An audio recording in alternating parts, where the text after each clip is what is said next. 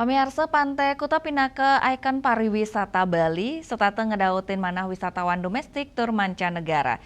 Nanging ring tengahing akenyane wisata sane nyansan ngelimbak inovasi dahat kabuatan silih tunggil nyane melarapan promosiang olahraga lari.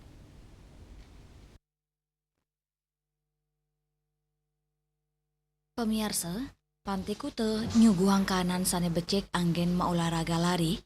Antuk pekantenan pesisi sane luwe, genah margi sane jimbar, tur becik mejanten sidengi cenin parikrama lari sane istimewa, napi malih kesokong oleh infrastruktur sekadi jalur pejalan kaki, genah parkir sane jimbar, miwa fasilitas umum sane lianan.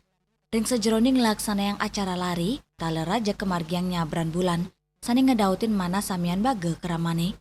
Kanan inucap, memperkanti sareng komunitas lari lokal tur nasional, antuk nyokong promosi miwa pemargin parikrama inucap sah ngewantu tur ngedautin mana wisatawan sane jagi liburan sehat ring Pantai Kuta. Part of the idea of having this amazing run is to also promote Kuta as a destination.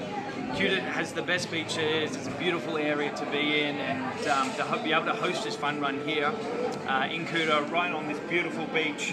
You've got surfers, you've got runners, you've got bike riders. It's now a real destination for the community and everyone to come together.